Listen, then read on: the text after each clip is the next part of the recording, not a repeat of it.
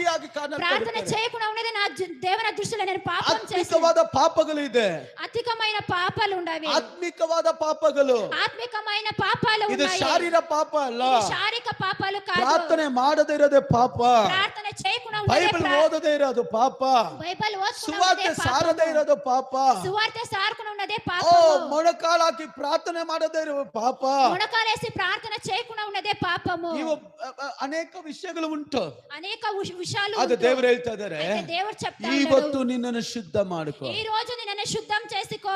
ಪಾಪ ಮಾಡುವವರೇ, పాపం చేసేవాళ్ళ ನೆನ್ನೆ ಒಂದು ಸ್ಟೇಟಸ್ ಅಲ್ಲಿ ಒಂದು ವಾಕ್ಯ ನಾನು ಹಾಕಿದೆ. నేను స్టేటస్ లో నేను ఒక వాక్యాన్ని వేసిని. ಏಸನ್ನ ಅವ್ರು ಹೇಳಿದ್ರು, ಕೈ ಮುಗಿದು ಕೇಳ್ಕೊಳ್ತೀನಿ, ಪಾಪದ ಜೋಲಿಗೆ పోవదంಡ. శేషన్న గారు చెప్పే పాపాని జీవితానికి పోవద్దండి, ಪಾಪದ ಕಾರ್ಯಕ್ಕೆ ಹೋಗಬೇಡ್ರಿ, పాప కార్యాలకి పోవద్దండి అని. ಅದು ನಿಮ್ಮನ್ನು ಬಿಡಲ್ಲ.